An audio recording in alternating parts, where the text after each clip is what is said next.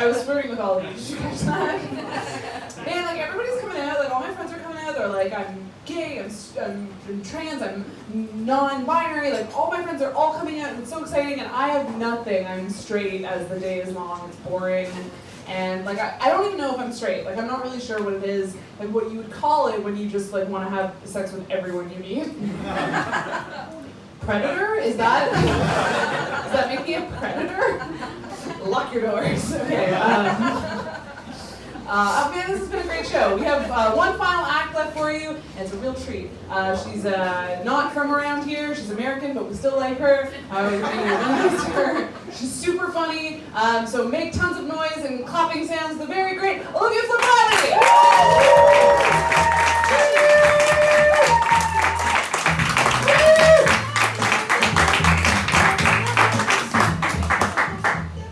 Hi everybody.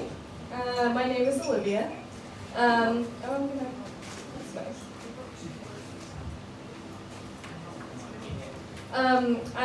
Before the world ended, I worked as a bartender. I was not good at it, but that's okay because this is the Netherlands, so it doesn't matter. I have been going through a little bit of an identity crisis because I was quarantined with my boyfriend. And as a bartender, especially as a female bartender, like you need to be kind of tough, right? So that was like a big part of my identity. Like I spent most of my nights being like, "What are you doing? Don't talk to me like that. Like, fuck off. It's a terrible drink. Don't hit on me, ambient asshole. Pick a lane," you know. But at home, my boyfriend calls me Muffin, and he refers to our bed as the muffin tray.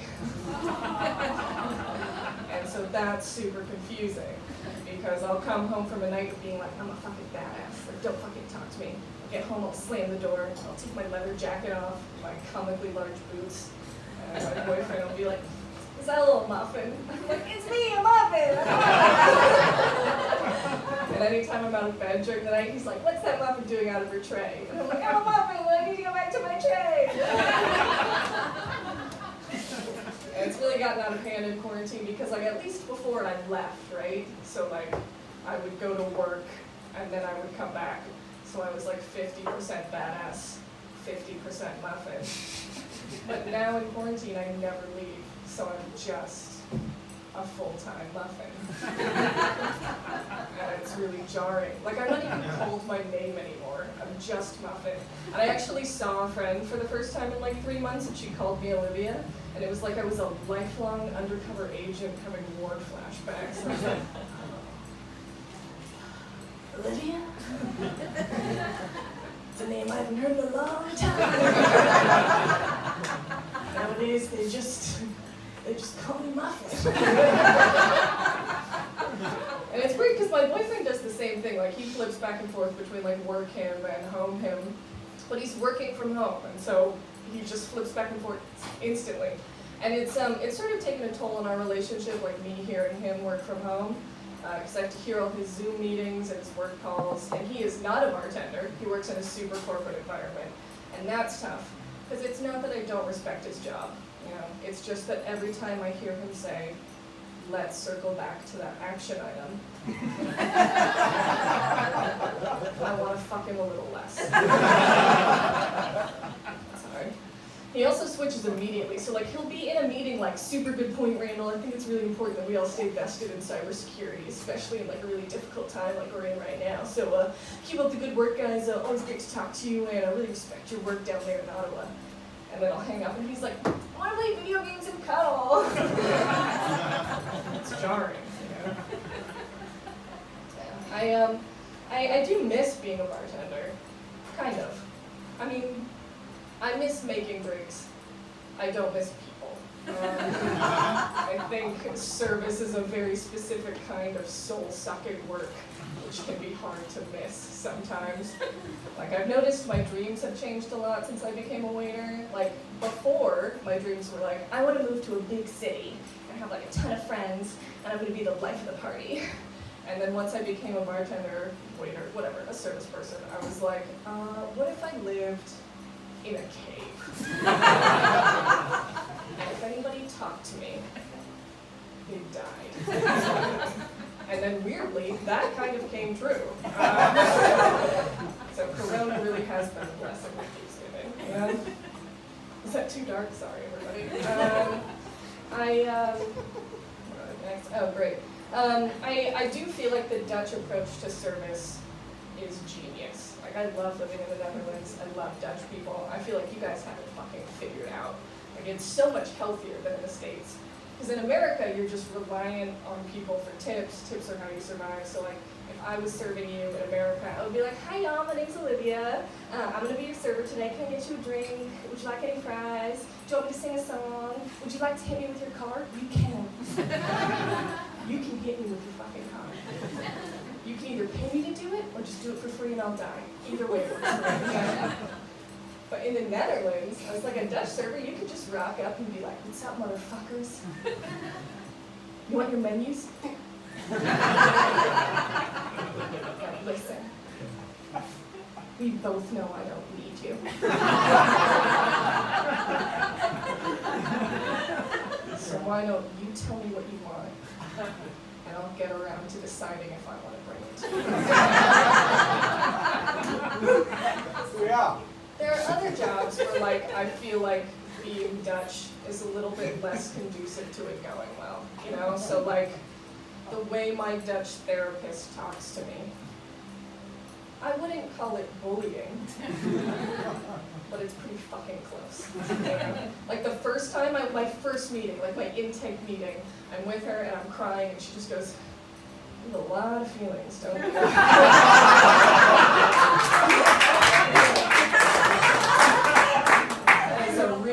My Dutch therapist. I was like, okay, Anna, I get it, all right? I know you're used to having someone come in and be like, oh, I had a terrible week. And she's like, what was it? And they're like, I almost had to feel it. She's like, I'm so sorry.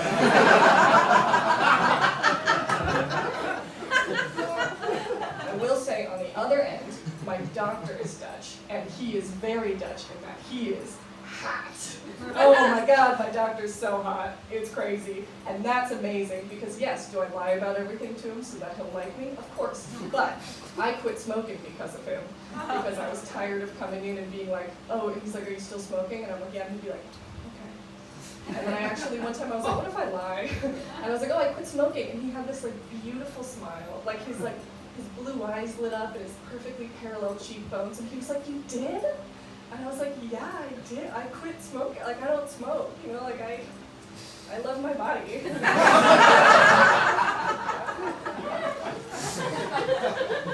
And now I haven't smoked in like 5 months.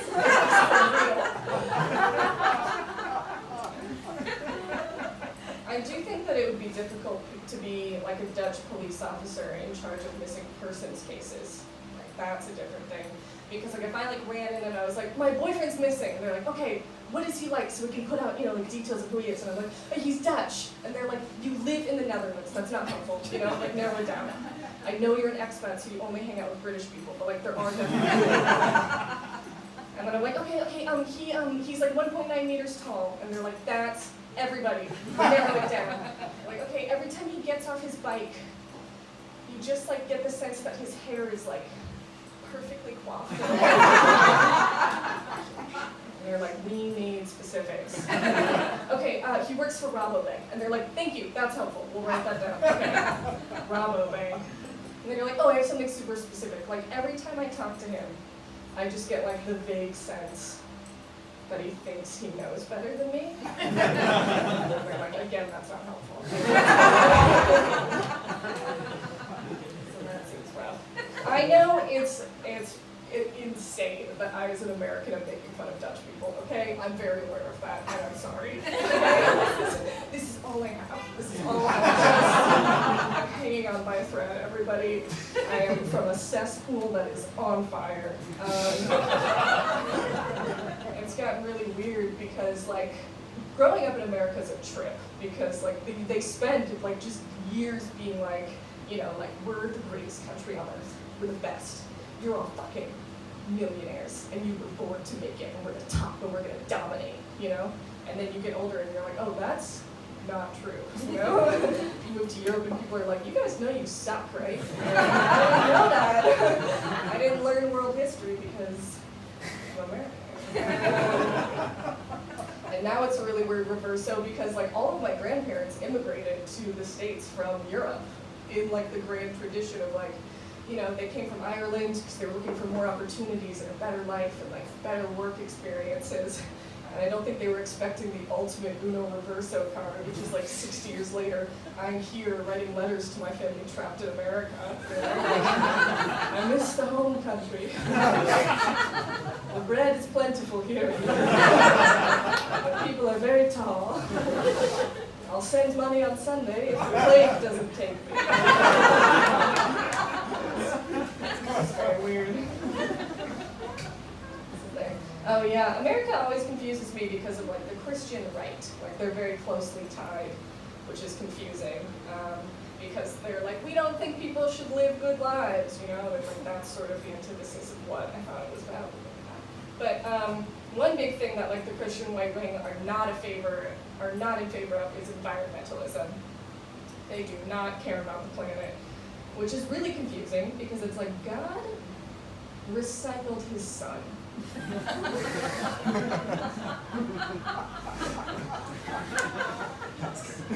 I think he's in favor of environmentalism.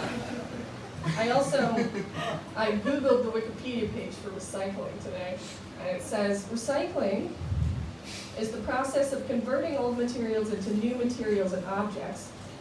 We do that. The recyclability of a material depends on its ability to reacquire the properties it had in its virgin state. And I love comedy because I did not wake up this morning planning to go on a deep dive in the internet about whether Jesus was a virgin. Boy, did I. And the answer is, we don't know.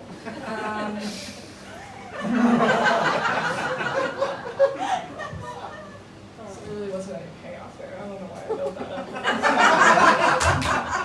That's okay. Being American, and also, I mean, it spreads to everything you do. Like, my best friend was deported back to Canada, which was a nightmare. And so in the true American way, I was like, how can I make this about me? You know? It's so hard for me that you're gone, you know? Because I get to stay. And it has been hard. I'm really looking for a new best friend. She's hard to replace. She was the best. And I have found one. We've been hanging out all the time. But I don't think it's going to work out because I really don't like her. That turns out to be, it's difficult to find a new best friend because it turns out I don't like people. And I'm also not very likable. And that makes things more complicated. I don't like that you all didn't laugh at that. Thank you, Zoe. Yeah, well, I'll wrap up by saying when I moved to the Netherlands, I had originally decided that I wasn't going to date anybody. I was like, I'm going to do a really cool new thing where I'm only going to have sex with people who are nice to me. And then for the first 4 months that I was here, there were no takers. And I was like, that's okay. It's not that never having sex is a bad thing. It's just that if that's not what you're going for, it can get a little bleak, you know? And so after 4 months, I was like, fuck it, I'll get rid of the rule. I'll have sex with all these Dutch people who have been honest with me. Okay.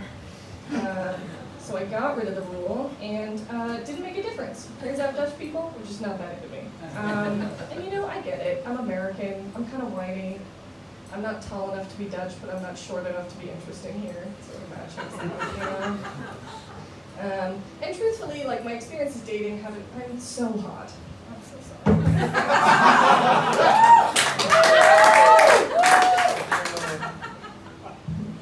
Could have just left, but I'm not willing to give it the stage time.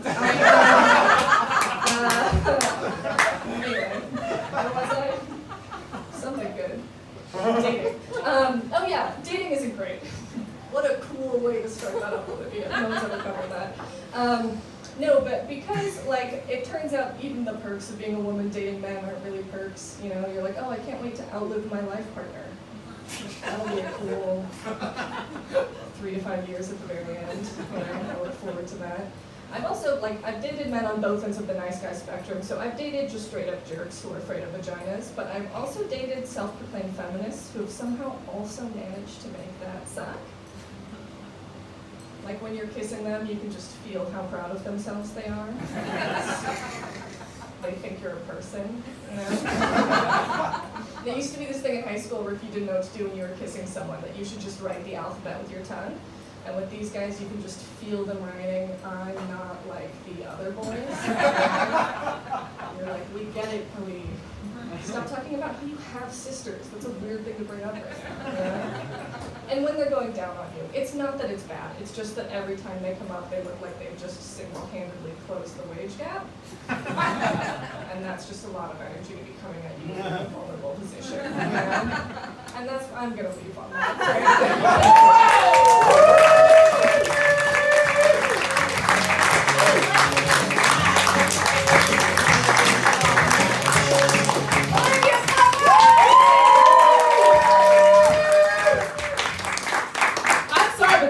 That's it. We're out of comics. You guys have fun?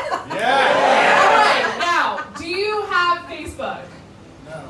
Don't fucking lie. Facebook? Yeah. Yes. Do you have Instagram? Yeah. Fucking